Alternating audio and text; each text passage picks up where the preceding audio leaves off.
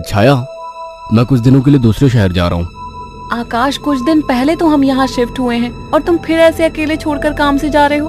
अरे तो नया शहर है, घूम आया करना, और मैं कॉल करता रहूंगा। ठीक है, मैं रोकूंगी तो रुकोगे थोड़ी ही। तुम फिर शुरू मत हो छाया, ये मेरा काम है। ठीक है, मैं अपना सामान लगा देती हूँ, बस अपना ख्याल रखना। आकाश अगली सुबह दूसरे शहर के लिए निकल गया। अपना काम खत्म करके जब वो लौटने लगा, अचानक मौसम खराब हो गया और बारिश की वजह से रास्ता बंद हो चुका था। आकाश को मजबूरन फिर से एक दिन वहां रुकना पड़ा। अपनी बोरियत को दूर करने के लिए वो बाजार की ओर निकल आया। पास में ही छोटा बाजार लगा हुआ था। आकाश आधा बाजार घूम चुका था, तभी वहीं उसे एक काफी बुजुर्ग आदमी निराश बैठा दिखा। उसके पास दो छोटी छोटी मूर्ति और एक थोड़ी बड़ी मूर्ति थी, जिस पर काफी अच्छी कारीगरी की हुई थी। बाबा, आप क्यों परेशान हो? कुछ नहीं बाबूजी, बस सुबह से कुछ भी नहीं बिका। अरे बाबा, परेशान ना हो। ये मूर्ति कितने की है? एक काम कीजिए, ये 2000 रुपए है, ये मुझे दे दीजिए। बुजुर्ग ने डरते और झिझकते हुए कहा, लेकिन बेटा, ये मूर्ति शापित है। ये सब बकवास बातें होती हैं बाबा, कोई शाप वाप नहीं होता है। लाओ, ये मूर्ति मुझे दे दो। बुजुर्ग ने कांपते हाथों से उस मूर्ति को आकाश को दे दिया। रात में आकाश होटल के कमरे में गया और फोन पर छाया से बात करने लगा। उसे ठंड सी महसूस होने लगी। फोन रखकर वो सोने के लिए लेट गया। रात गहरी हो चुकी थी, बारिश की वजह से ठंड थी, पर उसे अचानक गर्माहट महसूस होने लगी। उसे अच्छा लग रहा था। उसे महसूस हुआ जैसे कोई उससे चिपक कर लेटा हो।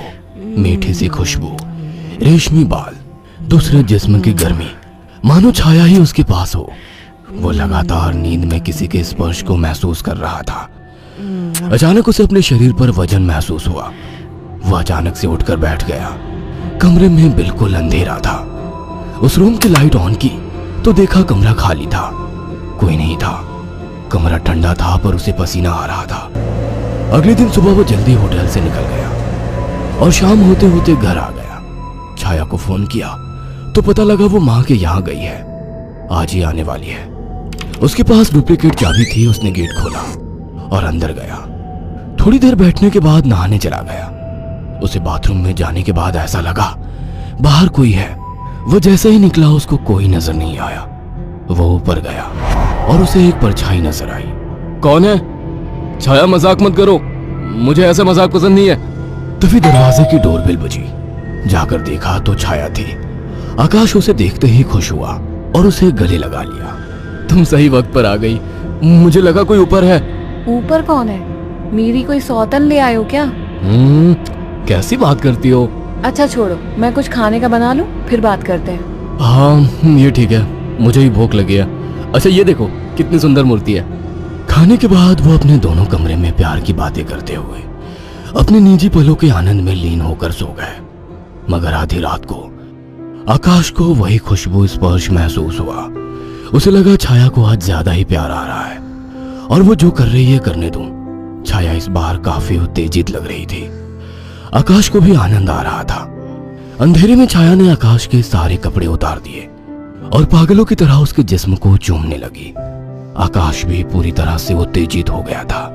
छाया की गरम गरम सांसें आकाश को पूरी तरह से पागल बना दे रही थी और वासना का खेल चरम सीमा तक पहुंच गया।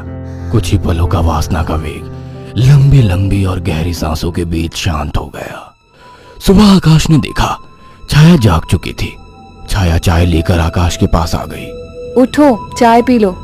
वह चाय के लिए उठा तो छाया बोल उठी, ये मूर्ति लेकर कब से सोने लगे तुम?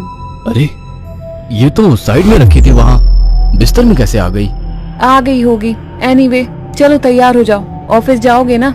लाओ इस मूर्ति को मैं रख देती हूँ। थोड़ी देर बाद छाया कमरे में सफाई करने गई। वो काम में बिजी थी पर उसे लगा जैसे मूर्ति उसे देख रही है। जैसे उसने मूर्ति की तरफ देखा, मूर्ति अपनी जगह जैसी थी वैसे ही रखी थी। छाया काम खत्म करके कमरे से निकलने को हुई तो अचानक मूर्ति गिर गई। छाया ने पलट के मूर्ति को उठाया। अचानक मूर्ति मुस्कुराई। छाया डर गई और मूर्ति हाथ से छूट गई। डरते डरते उसने मूर्ति को उठाया तो उसने देखा वो सामान्य थी। शैतान मूर्ति डराती है मुझे।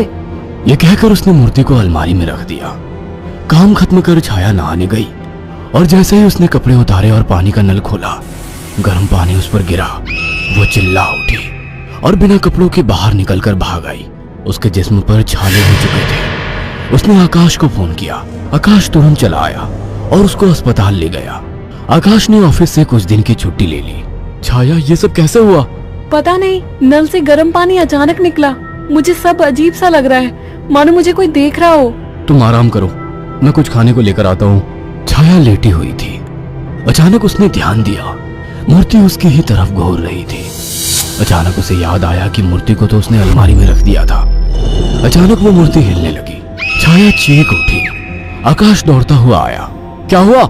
ये मूर्ति अभी खुद चली थी। तुम्हारा वहम होगा छाया। मगर रात को आकाश को फिर से चुंबन के स्पर्श महसूस हुए। वह नींद में था और चाह के आंखें नहीं खोल पा रहा था, परंतु आकाश को चुंबन के स्पर्श उत्तेजित कर रहे थे। उसके मुंह से आवाजें निकल रही थी। अचानक छाया की आंख खुल गई और उसने जो देखा वह हैरान रह गई। उसने देखा कि एक लड़की काली परछाई के रूप में आकाश के कपड़े खोल रही थी और वो देखते ही चिल्लाने लगी, आकाश, वो काली परछाई! अचानक कमरे के शीशे में चटक सी आवाज आई और शीशा टूट गया। आकाश उठकर बैठ गया। ये शीशा कैसे टूटा? और तुम चिल्लाई क्यों? आकाश, वो कोई काली आत्मा थी। मैंने अभी देखा, वो तुम्हारे साथ संबंध बना रही थी। क्या तुम्हें बिल्कुल पता नहीं लगा? कौन? क्या कह रही हो? मुझे महसूस तो हुआ, पर मुझे लगा तुम हो। पागल हो क्या? ऐसी हालत में मैं संबंध बनाने की सोचूंगी? आकाश, वो एक काली परछाई थी, पर वो एक लड़की थी। तभी मुझे कल रात को जब ये सब महसूस हुआ तो मुझे कुछ अजीब सा लगा था। मुझे ऐसा होटल में महसूस हुआ कि जैसे मेरे पास कोई तो है। और अगले दिन मैं घर आ गया था। तब से जब भी सोता हूँ ऐसा कुछ होता है। मुझे लगता था कि तुम हो। तभी अचानक दोनों का ध्यान मूर्ति पर गया। आकाश ने तुरंत उस मूर्ति को बाहर फेंक दिया। कुछ दिन बाद छाया पानी पीने के लिए उठी। अचानक उसकी नजर फिर से ड्रेसिंग टेबल पर रखी मूर्ति पर पड़ी। अचानक उस मूर्ति ने काली परछाई का रूप धारण कर लिया। छाया अचानक बेहोश हो गई। कुछ देर बाद उसकी आंखें खुली तो उसे सब सपने जैसा लग रहा था। अचानक वो किचन में चली गई। तभी वहां आकाश आ गया। अरे, पहले ठीक तो हो जाती। मैं तो ठीक हूँ। अच्छा। हाँ, आज तो मुझे एक अलग ही सुबह लग रही है। ओके, अब चलो आराम करो। मैंने तुम्हारे लिए कुछ दिन की छुट्टी ली है। अगर ऐसा है तो मुझे खूब प्यार करो। आज आकाश को छाया कुछ बदली बदली सी लग रही थी। खाने के वक्त भी छाया काफी अजीब तरीके से खा रही थी, जैसे वो बरसों से भूखी हो। छाया, क्या हुआ? आराम से खाओ। रात ठीक से खाया नहीं था ना, तो मुझे जोरों की भूख लग रही है। वैसे आज मीट बना काफी अच्छा है। गांव में अम्मा ने सिखाया था। अम्मा ने? कौन सी अम्मा ने? तुम तो कभी गांव गई ही नहीं। वो सब छोड़ो, सुनो ना, मेरा मन रोमांस का हो रहा है। तुम्हें लगता है ये सही वक्त है? प्यार करने का कोई वक्त नहीं होता। अचानक छाया आकाश से जाकर लिपट गई। उसके जिस्म को चूमने लगी। आकाश ने देखा छाया ने आज साड़ी भी अलग तरीके से बांधी थी। दोनों के बीच संभोग क्रिया होने लगी। दोनों काफी उत्तेजित थे। अचानक आकाश को फिर से छाया में वही खुशबू और स्पर्श महसूस हुआ। छाया आकाश को छोड़ने का नाम तक नहीं ले रही थी। आकाश को महसूस हुआ ये छाया नहीं है। आकाश ने एक झटके से छाया को धक्का दे दिया। रुक क्यों गए? प्यार करो मुझे, रुक क्यों गए? आवाज में भारीपन था। आकाश की आंखें बंद थी, और जैसे ही उसने आंखें खोली, जिसमें छाया का था लेकिन चेहरा किसी और का था। आकाश ने कांपती आवाज में कहा, मेरी बीवी कहाँ है? छाया के चेहरे के हाव भाव बदलने लगे। उसका चेहरा सफेद और आंखें काली थी। वो गुस्से में बोली, मुझे पसंद नहीं थी वो, मार डाला उसे। अचानक वो एक परछाई में बदल गई। उसने अपने लंबे और पहने दांत आकाश की गर्दन में गाड़ दिए। आकाश एक दिल दहला देने वाली चीख के साथ शांत पड़ गया। कुछ दिनों बाद जब घर से बदबू आने लगी तो पड़ोसियों ने पुलिस को बुलाया तो देखा दोनों की लाश बहुत बुरी तरह से कटी पड़ी है और सड़नी शुरू हो चुकी थी। पुलिस को लाशों के पास से वो मूर्ति मिली थी। अगर आपको हमारी ये कहानी पसंद आई हो तो इसे लाइक और शेयर करना ना भूलें। साथ ही ऐसी और नई कहानियों के अपडेट